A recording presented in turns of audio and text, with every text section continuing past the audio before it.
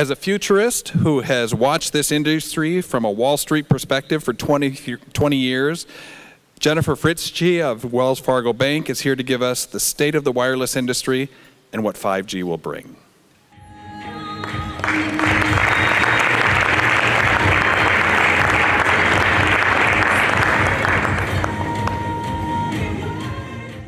Great, thank you. Thank you for that nice introduction, and I'm so excited to be on my first time. I'm Chicagoan, if you can't tell from my accent, but first time in South Dakota. So Greg was so nice and gave me a nice tour and picked me up from the airport. So thank you for welcoming me. I have been asked today to give a little bit of view as to where what the state of the industry is now and what we see from 5G. As background, I like being called a future technologist. It's much nicer than what my clients refer me to, but But in real life, my day job is a what we call a sell-side analyst. So I work for Wells Fargo, and I've been following the industry for 25 years, the telecom services industry. My clients would be anyone who's managing your 401k, IRA, or things like that. What we call institutional money manager that manage billions of dollars in the space. And my job is to know the telecom services industry and recommend to those people whether to buy or sell certain stocks. So I write a lot of reports. I'm a spreadsheet junkie or have a team who helps me. And so we have a prolific distribution list. It's a warning, a lot of emails, but if you'd like to be added to that, please just send me or give me your business card following the presentation. But today, again, I'm here to kind of talk about how we view the industry right now. We follow all the carriers, we follow the cable companies, we follow the tower companies, and I don't think anyone here might be in the data center space, but we follow that space too. In total, we follow about 27 companies. And again, write them on them a lot. But I really feel like wireless is my roots. I've kind of grown up following this sector, again, for over 20 years. I followed AT&T and Sprint for that long as well. My eyes aren't so good, so I'm going to turn a little bit here to look at where we are. Right now, the sector is so interesting, and we spend a lot of time talking about spectrum. You know, wireless can't be anything without spectrum, and we often call it the lifeblood of the industry and where it stands right now. This sheet and also this presentation might be available on a website. If it is not, just again, give me your business card. I'm happy to send these slides around. But spectrum is really what we call the lifeblood of the wireless networks. There's been so many spectrum auctions and more coming. Always talk about spectrum, and really the way to densify networks, I'm probably preaching to the choir here, but is either through additional spectrum or additional cell splitting or small cell densification on that network. We spend a good amount of time evaluating which carriers have which spectrum.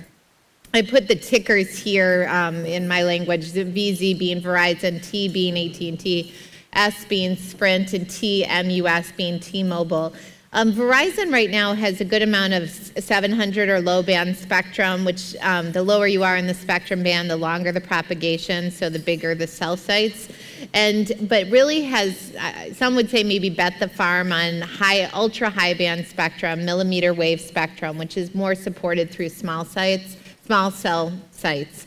They were the largest bidder in the millimeter wave spectrum auctions that occurred last year. They also bought 2 assets that brought with them a good amount of millimeter wave spectrum. This is the heart of their 5G strategy, and it's somewhat controversial because you have many saying this just spectrum doesn't work. But for it to work best optimally, you really need a lot of fiber to that small cell to be able to deliver it. There's a lot of question if this spectrum can get through glass, get into buildings, do what they call a trick shot, bounce off into different buildings. There's a lot of controversy if this can work when snow comes, rain comes, a tree is outside the window with full leaves. So this is something to watch. You know, Verizon has said that the early tests, which they have in about 4 markets, has been working well, yet they haven't really given us numbers here. A lot of people in my world view that, Verizon is going to have to make another spectrum move. Many think that C-band spectrum, which is 3.7 to 4.2 gigahertz spectrum is in their line of sight. The FCC is talking about releasing the spectrum from and taking off the satellite companies off some of the spectrum and selling that either through a formal auction process or a private market transaction. And many in my world believe Verizon needs this. Spectrum, someone gave me this analogy, I love it, and I'm not a golfer, but I always use it, but spectrum is kind of like having a bag of golf clubs. In order to play an effective golf game, you can't just use a putter. You need various clubs to get through that game. Spectrum is another analogy here, and often T-Mobile's used the wedding cake analogy. You need that low band, that base of the wedding cake, that middle tier to hold up the top tier. The criticism of Verizon in my world is that Verizon really, they have the low tier and they have the top of the wedding cake, but they don't have that middle tier. And some people believe that's where they're going to go next with their capital to spend on that, and C-band would be the best opportunity. AT&T has been extremely opportunistic and extremely, I think, very well spectrum positioned. They have been made several moves from at each player of that, each layer of that wedding cake or each club in that golf bag. They have a tremendous amount of low-band spectrum to the base layer. They've been very good about mid-band spectrum. They have FirstNet, which is, I would put more in the low band category. I assume, I know many of you probably are doing FirstNet related work. That is a top priority at AT&T as far as we can see. And they also have a good amount of millimeter wave spectrum. So they've placed their bets and are, I would say, not, again, betting the farm on one part of the spectrum portfolio. Sprint has a lot of issues. Spectrum is not one of them. Spectrum for them is they really have a good amount of now what's called mid-band spectrum, which is at 2.5. We'll talk about the Sprint T-Mobile merger, but I think this is really why T-Mobile most wants Sprint, is to get their hands on that spectrum. The problem with Sprint is they have all the spectrum, yet don't have the money to build it out, as I think many of you probably see in your marketplace. And then AT&T is also in an interesting, T-Mobile is also in an interesting spot. They were the most aggressive in buying the broadcast spectrum, which was the 600 megahertz spectrum, again, that bottom tier of that wedding cake. And they also have not a lot of millimeter wave spectrum, but they have talked about going toward that millimeter wave spectrum in future auctions, which will begin again in December. But if they are successful in getting Sprint, they really have that mid-band with that 2.5 that they can put to work and I think be a very disruptive force. We'll talk about that merger in a second. But you just can't have that spectrum without having the capital to put it in place.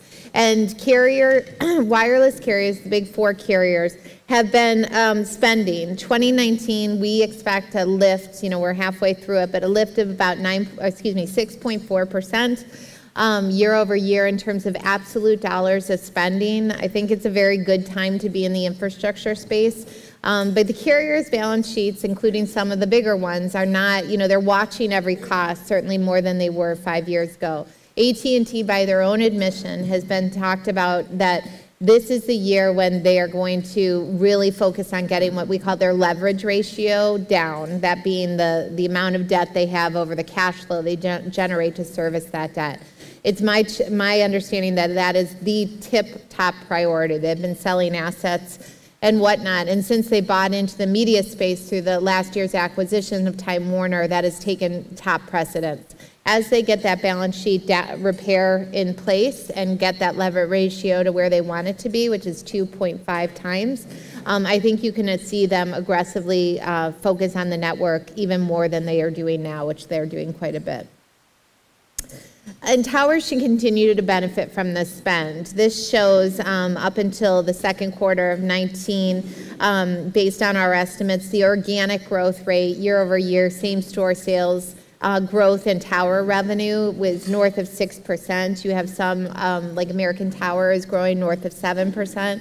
There's been many drivers to this, not only new additions, new cell-site adds, but also amendment revenue.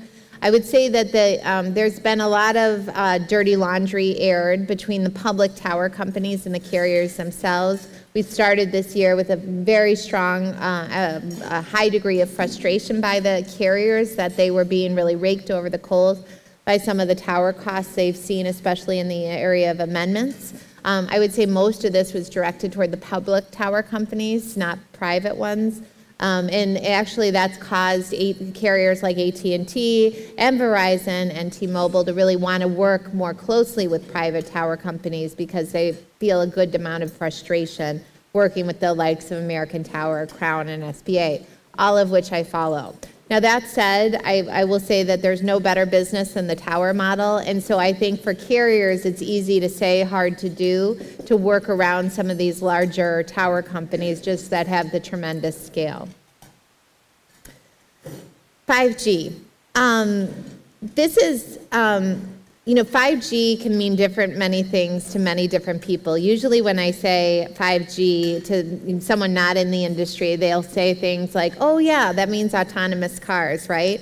And 5G really is so many different things. I think if you were to describe 5G in a few, play the word association game with 5G, the words that would come to mind to me are fiber and low latency. I think the big, 5G is very different than any G or generation before it in that I think it's going to create business models we don't even know exist. Where you think of 2G as, I would say, I don't know what we call 2G. I'd call 3G very text, 4G, or maybe I'd go 2G text, 4G data, because that came out with the iPhone in 2007 when the original iPhone was introduced.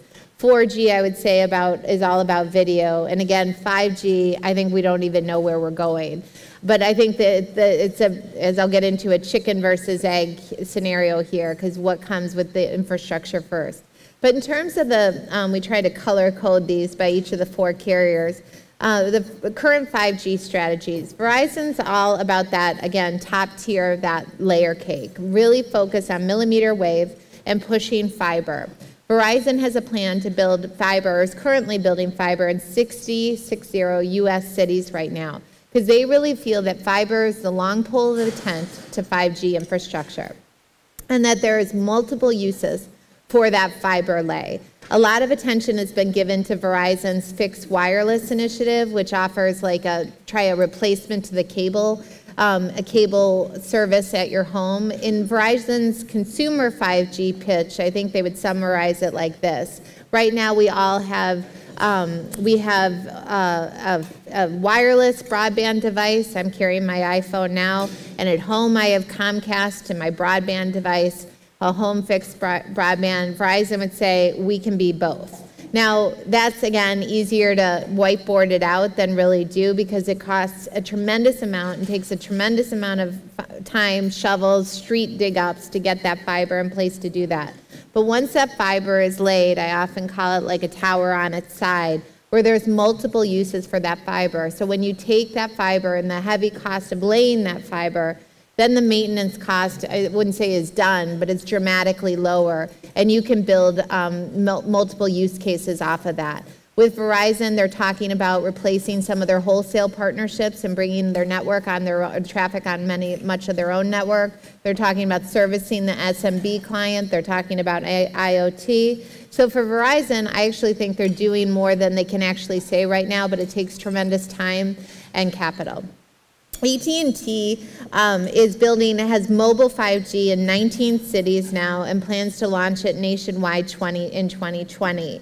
They've also been trialing 5G technologies with their 5G evolution. Some of you who have an AT&T phone might see in the upper left corner 5G, but there's an E next to it, and that stands for evolution. They've launched that in 23 markets, and they are, like Verizon, conducting fixed wireless trials. But AT&T has not been as focused on pushing fiber out into new markets. They had a commitment to the FCC to build fiber to 14 million homes as part of the DirecTV close that they bought in 2015.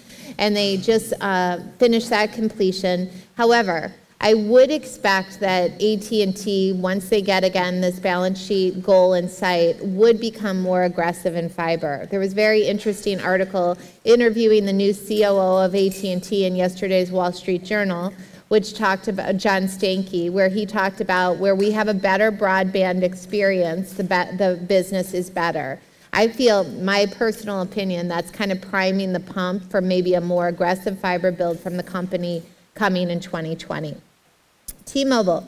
T-Mobile's a little bit different in that they are talking about, they are the first to commit to nationwide mobile 5G or nationwide 5G rollout, but they're doing it in an easier way because they're doing it using 600 megahertz. This is the broadcast spectrum, that they bought a few years ago. 600 megahertz is lower band, so therefore the propagation is longer, so it's easier to do. Some cynics who would criticize T-Mobile would say, yeah, this is really 4.5G, not really true 5G.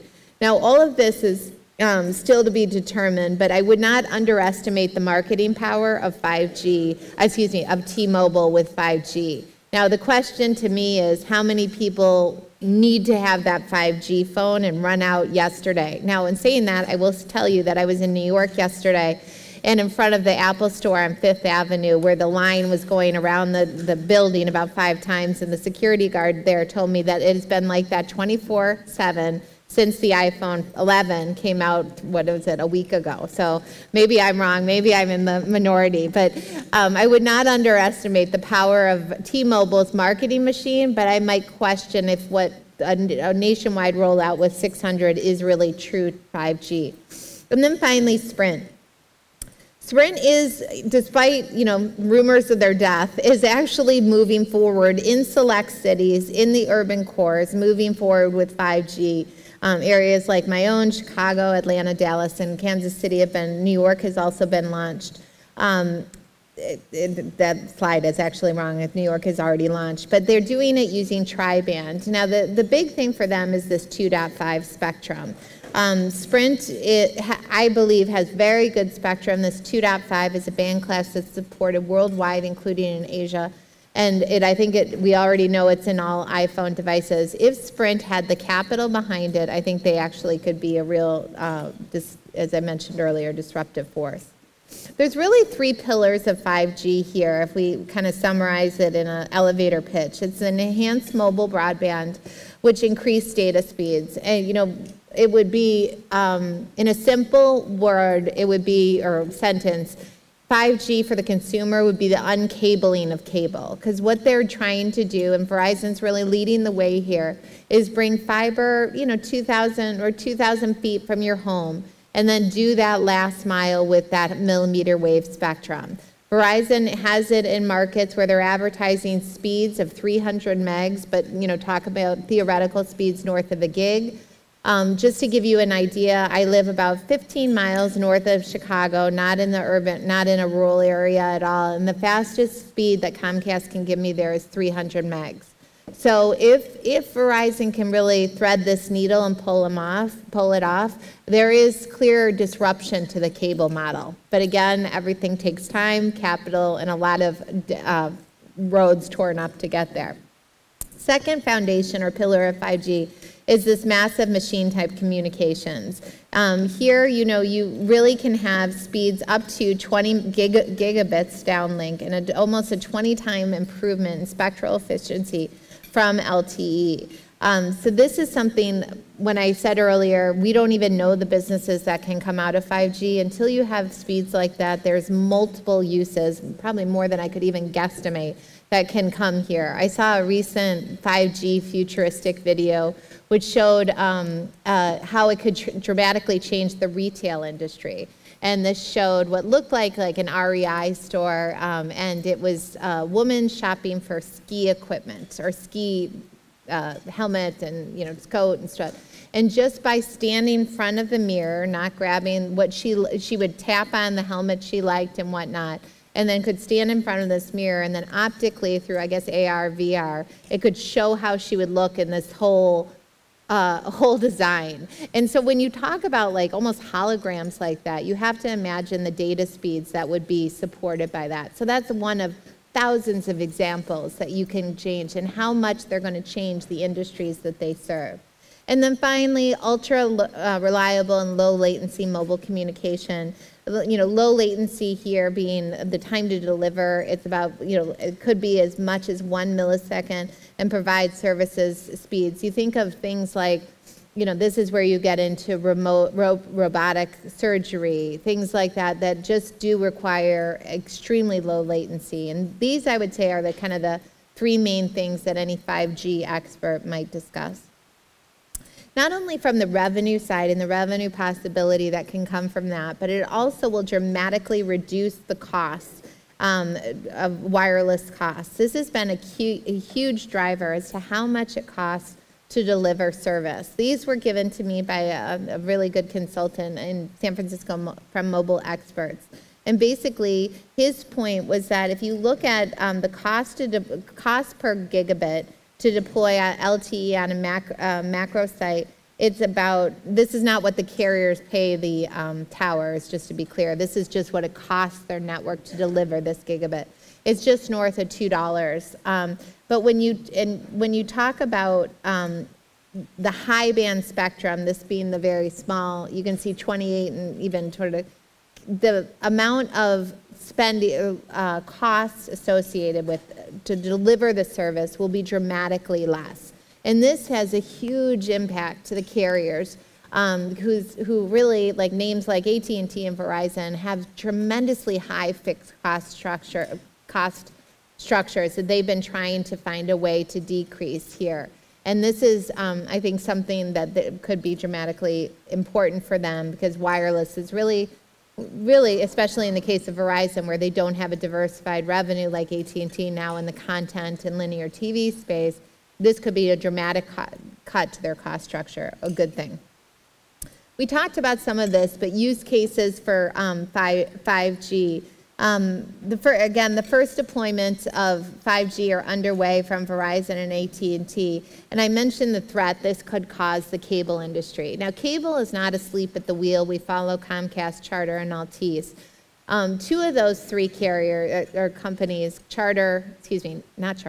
Comcast and Altice, have taken a very much like fiber deep approach. They're saying, let me lean in here and provide fiber ahead of this. I would think it's a very interesting case study, and I can send you my research, to watch what Altice is doing. Altice has an MVNO, or Mobile Virtual Network Operating Agreement, with Sprint. Now Sprint, again, not a great coverage area, or not a great network. Altice had, 2 weeks ago, I think it was, launched Altice Mobile, and that's in Long Island. So if you are an Altice customer in that market, you can get unlimited service and unlimited data for $20 a month using wireless. Now, there's a lot of fine print in that. You have to be an Altice customer. You have to stay kind of in the New York region, et cetera, et cetera. But how Altice can do that is Altice has taken a very infrastructure lean-in approach to what they are doing with Sprint. What I mean is they took their network, their cable network, Altice, and quickly added 19,000 small cells, probably over the last year and a half. Now, many of you in this room probably deal with small cells and zoning and say, how can they do that quickly? It's because cable owns and controls their own right-of-way and their own fiber there. So they hung what's called strand mounts, I'm sure many of you know it, right onto their cable network.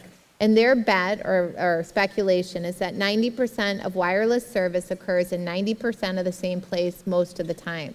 Think your home, we're not always mobile when using our mobile device.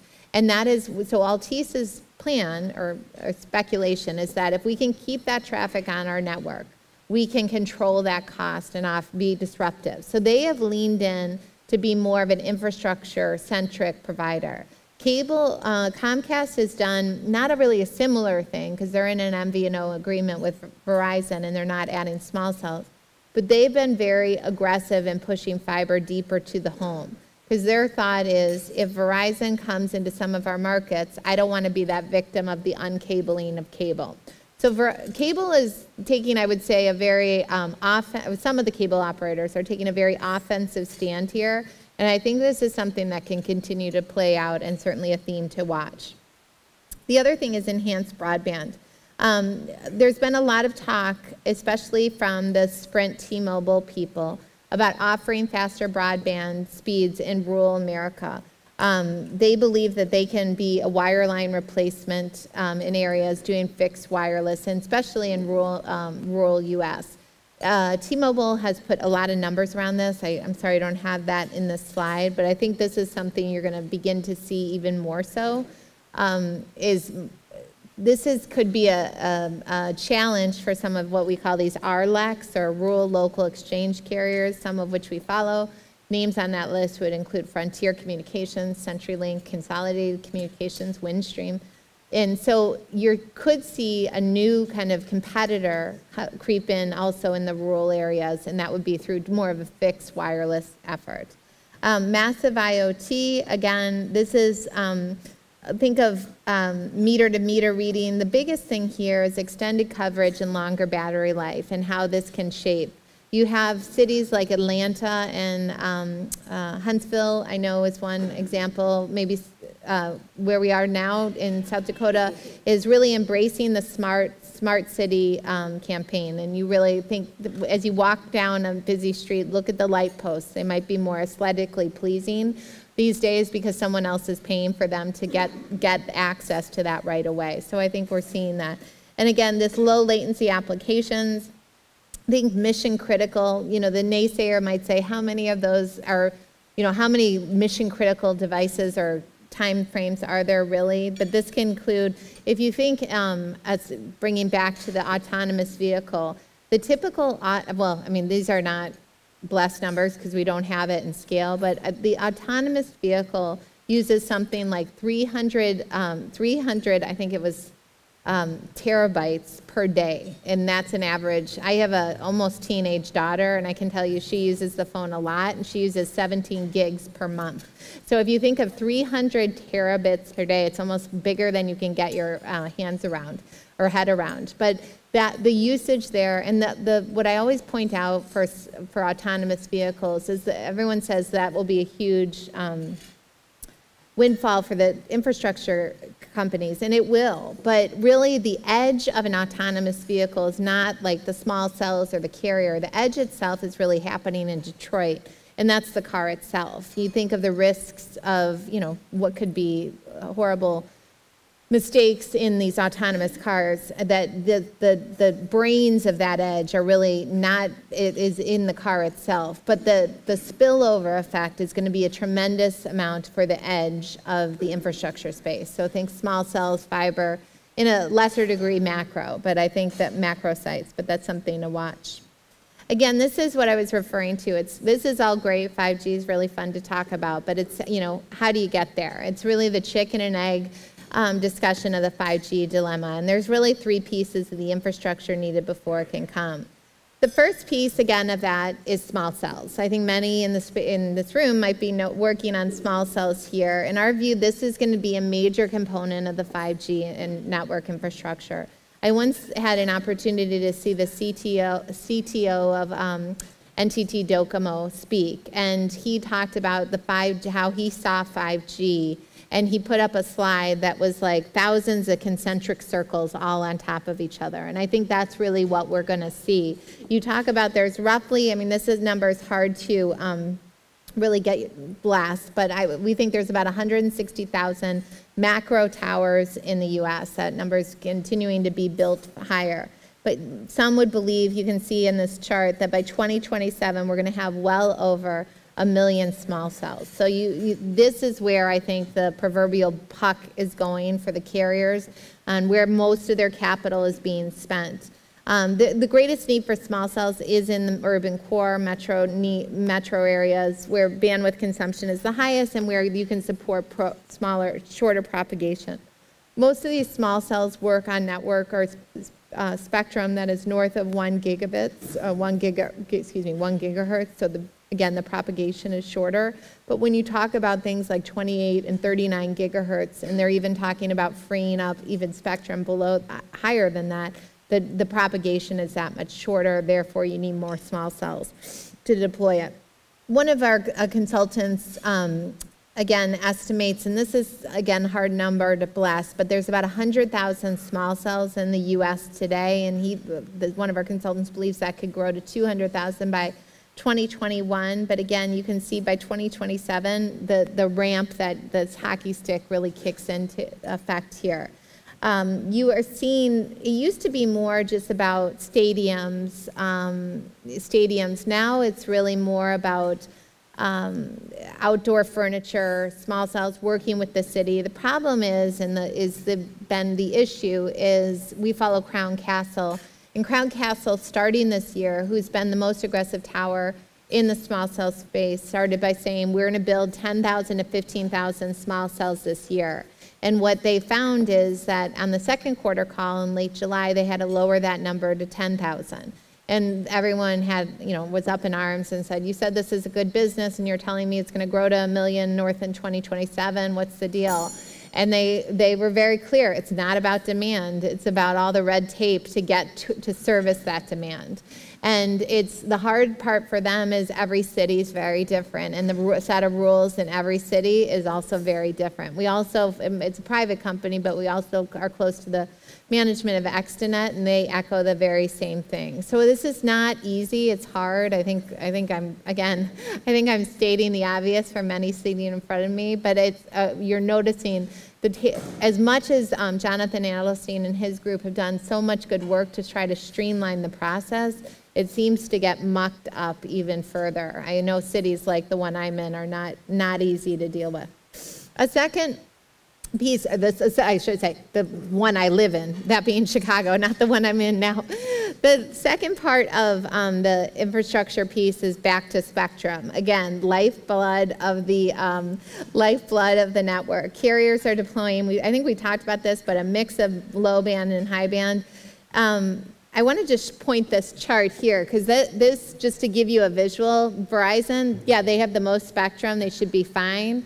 But again, that blue is the tip top of the wedding cake. The red is the bottom, and the thought is they need the middle. So whereas you can see AT&T has a better amount of low and midband, and that actually, AT&T's bar chart is probably the best for 5G. So that, and T-Mobile has more clubs in the golf bag, but if you put Sprint, and I think I have a picture of it. No, I don't think so. I can get you another picture. If you put Sprint's spectrum back there, it looks small, but that actually increases their blue nicely. It's not perfectly in proportion. But I would say that with Sprint and T-Mobile together, again, disruptive. What's next on the spectrum front? We're going to be hosting actually a conference with CBRS. A lot of interest in CBRS being the 3.5. It's really more in-building spectrum, but I think people look at it for more in-building spectrum, but it's really about IT monetization, and I think this could be a big game changer. You have all the carriers as well as the cable companies very interested in this spectrum. And I think you even you can see some of the tech companies' spectrum, testing this spectrum. There's unlicensed spectrum, which is the 5 gigahertz. C-band is getting a lot of attention. We talked about that. Millimeter wave, more auctions coming up. The next one is in December. This is auction 103. And then I just want to address Sprint and T-Mobile, because I bring up Dish. This is his perfect time of any. Dish is coming. Dish, Charlie Ergen's company based in Colorado, the satellite on the home TV spectrum.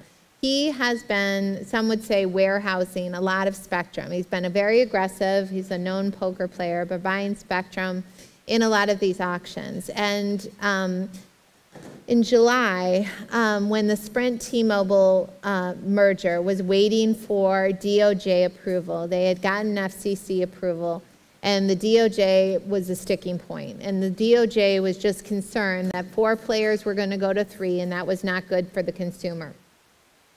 Dish came in here like a white knight and basically said, we're going to be the 4th national player. We can use their spectrum. We're going to buy Boost from them, which is the prepay arm of Sprint, and we are going to build out our network and become the next 4th national competitor.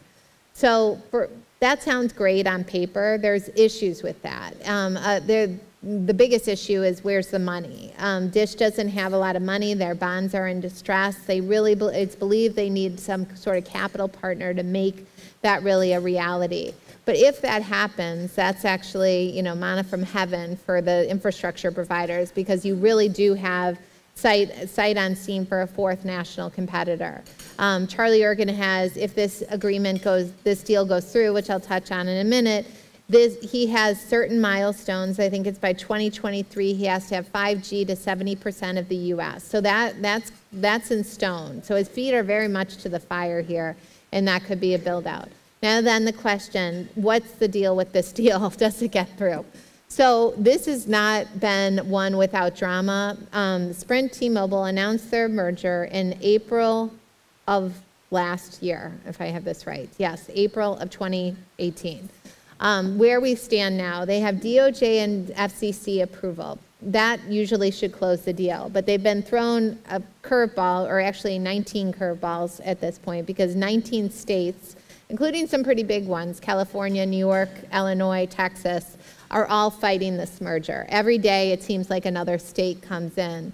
So the attorney generals are fighting this. That is set to go to trial, and December 9th is the day. I think it's unlikely a settlement's going to come, because now we're in such a, stating the understatement of the year, a political hotbed.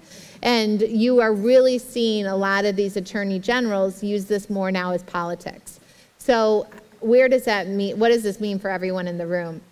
I think what we're seeing is we're in a holding pattern, and how long that holding pattern is going to last is really unknown. I mean, we'll know what that trial date is. If we go to trial, it's believed that something will be settled either way in the first quarter of 2020, but we have heard through several contacts that T-Mobile has put everything on ice until in terms of deployment and build out, until we see the next steps. There was an article just 2 days ago in Wireless Estimator that said they're not paying their contractors. I've heard that separately from a few sources. So T-Mobile right now, which has been a gift that seemingly has kept on giving to the infrastructure providers, seems to be pulling back, and how long that is, I just don't know, because it's so much in the courts at this point. And then final infrastructure piece is fiber. It's the tie, the tie that binds. We are an unabashed fiber enthusiast. We really like what Verizon's doing. Again, it's hard, but I think it's a necessary evil. We follow a company called Dycom that is a hard hat fiber trencher. They're ditch diggers. Their business and backlog has been like this. And I don't think it's a coincidence that with 5G, you're really seeing the wireless and wired CapEx lines blur more than ever. And that's important because it does get, I always say this, wireless needs wires. And that's never more true than where we go into 5G. Small cells only work with fiber behind them. Macros have a tremendous need for fiber. To put it's not only a fiber deep initiative, but it's the density of that fiber. To give you an example, Verizon is talking about putting 1,700 strands of fiber in their main fiber pull. I've been told that once you get over 400 strands, you miss the, what I'll call malleability of it. But it's a major highway that they're pushing to what they say is future-proof that spectrum, or future-proof that network. This is just a little, I saw this article or cartoon when my husband and I were in Dublin, and I thought it was like perfect. Europe is teaching us, but really, again, wireless needs wires, and fiber is the hardest part of that build. So conclusion, the initial winners of 5G most definitely are the infrastructure owners. I don't know if I guess you guys are the chicken in this chicken versus egg. That egg being 5G, it just can't happen until the infrastructure is laid to support that. Towers remain an absolutely core asset. When someone's new to the industry and they say, well, okay, what does 5G infrastructure look like? You can tell I love analogies. And the analogy I always use is if you think of like 5G as like a cardiovascular system, that the veins are the fiber, the capillaries at the end of the veins are the small cells, but the thing doesn't pump. Our bodies don't work without that heart. And that heart is really the towers, because everything centralizes at that point. So from a tower standpoint, we're not recommending some of the stocks right now. It's more because they're up about 80% year to date. But I think from a core business standpoint, I would still say I'm not sure a better business exists than the tower companies. And so I really believe that their role will grow in importance. I think the initial part of the 5G spend is probably on the veins and the capillaries of the veins. But again, you need that heart. 3 questions, I guess, for 5G that just to summarize here. Will 5G be embraced by enterprise or consumer first? These are the main questions I get from clients. I think enterprise. I would be much more in AT&T's camp than Verizon there. I think the consumer is hard to change. You think of like changing your cable operator. It's almost like changing your bank, even when the guy across the way is giving free checking. I think it's just 5G is going to establish new ways for businesses to be extremely more efficient. More efficient means less costs, and that's going to motivate enterprises to do that. Is 5G the cable killer? The cable moat is very wide. I won't say ever, but it's going to take a long time. And 2 of those cable companies, especially the biggest one, Comcast, have been very awake and trying to be more offensive in that. Can 5G live up to the hype? You know, the former CEO of Verizon, Lowell McAdams, used to call 5G the 4th industrial revolution. To live up to that hype is quite high. You know, I don't know if it ever will, but I do think that, I think it's, I think like anything, you always think it happens quicker. I think 2 years, no. 10 years, absolutely yes. And I think if you watch any of these futuristic models and TV shows and whatnot, I think they've only scratched the surface of what is to become. And I will not bore you with my disclosures. So hopefully, I know I see a microphone there, but thank you again. Hopefully that was informative. Again, the slides are very emailable to anyone. So you're talking somebody here who, when I went on CompuServe from 300 to 1200 baud, I thought I was pretty much set for life. Okay. I'm really curious. About a decade ago, the FCC, as a part of the switch over to digital television, created what they're now designating unregulated white space. What do you see as the future for that longer wave spectrum? So, sorry, which band is that? Would that be like the, well, it's actually, a lot of it was VHF and UHF. Okay, so I think, in fact, I'm going out to DC in November to sit with the CTIA and just, I would say no spectrum stone is unturned. I'm not as familiar exactly with that spectrum, but if it's usable and it can be built to use and not occupied, so I'm not sure if anyone's occupying it now. So I know the broadcasters were on the 600 and they're being repacked from T-Mobile off of that. But I think that anything that can be put in the hands to really stimulate 5G will be looked at here. But I'm sorry, I'm not as familiar with that exact band where it is. So we see the wireless companies, and you've talked about where they're going with 5G. How do they leverage that to actually generate revenue? That's $1 million question, right? Because they got to spend a lot of money to get there. And if you look at history, I would say that the carriers haven't made a lot of money. They spend a lot of money on each generation. They spend a lot of money on, to get 4G, and then T-Mobile came out with an unlimited price plan, and AT&T and Verizon had to follow. Going back to what I said about, that's where I think the enterprise is key here. And I think you got to look who has the most tentacles in the enterprise space, and that's the biggest one. That's AT&T. And so I think AT&T's job or task, and I know they're doing this, is to figure out what the enterprises need and then find a way to charge for that. That's where the money will be made. And that's why I think AT&T might be taking a slower approach with fiber, because before just blanketing with fiber, it's like the field of dreams, build it and they'll come. AT&T is taking, which is probably the right one, a more measured approach in terms of let me see where the capital return is, because I'm not going to do what happened to me in 2011 when I first got the iPhone. But I think it is more on enterprises because it's an easy pitch to enterprises because you can target their individual needs and what enterprise meaning business doesn't want to find a way to be more efficient and save money. So I think that's the key factor. Thanks for coming to South Dakota, Jennifer. Oh, It's sure. great to have somebody so smart here to educate us on these things. When right before the Department of Justice gave their approval to T-Mobile and Sprint merger, T-Mobile announced that they would make a deal with Dish to lease their network for like 7 years, Right. and give them a certain amount of spectrum. I can't remember all the details, but I was really fascinated by that network lease element to that thing, and I thought, oh, that's kind of a genius thing, and it made me think, will Verizon and T-Mobile look to do the same thing? Because I think, like you said, they've never been able to make enough money to monetize all the CapEx spend they've had over those years.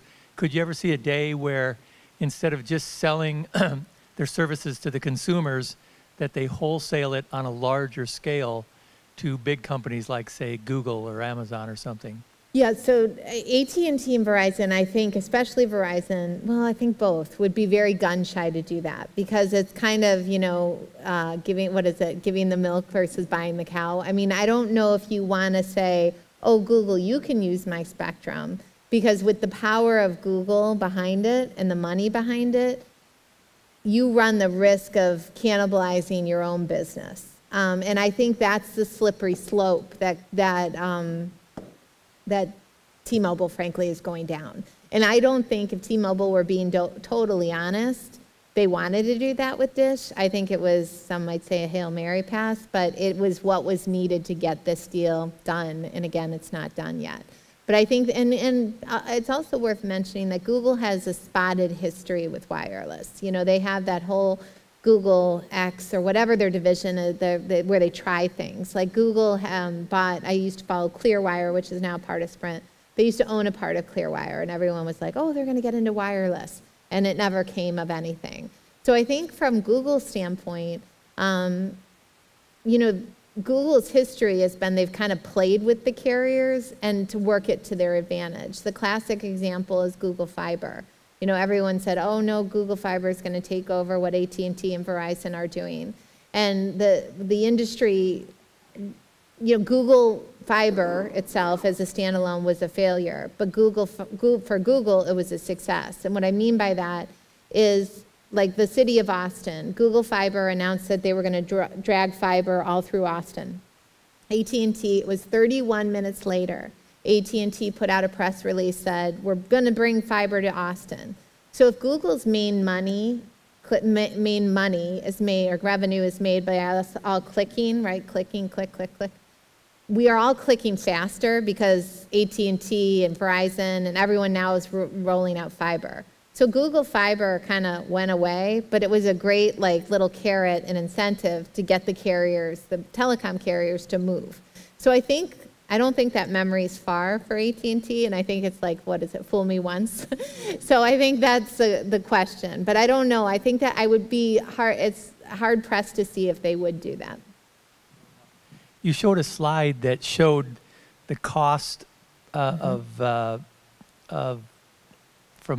2G down to 5G, how it went down, down, down. Yes. Until it got to be extremely inexpensive to operate that 5G network versus the old LTE macro.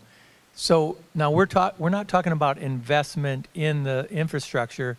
We're talking about just operating it. Is that correct? Right, exactly, because the spectrum efficiency will be that much greater. Yeah. So they're able to just, from an operational standpoint, operate way more efficiently at that high 5G with a high gigahertz. Exactly. Versus. Exactly. That's right. And you're seeing the carriers really try to make their cost structures more efficient. I mean, Verizon had a voluntary severance of about 11,500 people. They're trying to, I mean, you hate to have that headline, the people effect of taking out costs of the business, but that's a large part of it. So you're starting to see them think like that. Great. Well, thank you, everyone, and thank you. It's so nice to be here. Thank you so much for your time. And again, these slides, wherever the beginning is, we are definitely emailable. So everyone, thank you.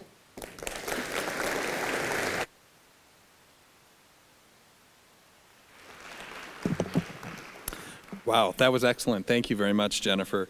So we've come full circle. We've talked about state and local government innovations, AI, data and business, ballooning, fiber, connected for life, and how all of that fits in on a national scale. So we've really traveled a great course today.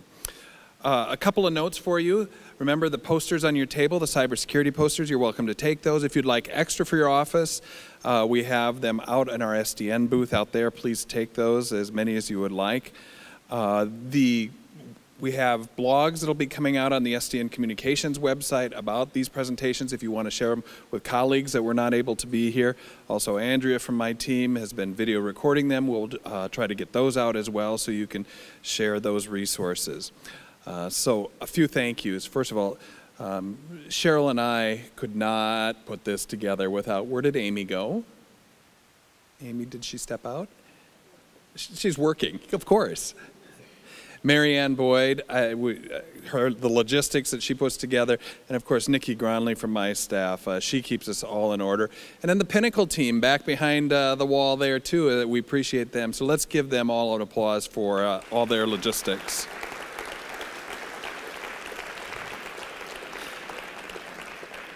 And finally, thank you to all of you for taking your time to learn about innovations in South Dakota today and beyond.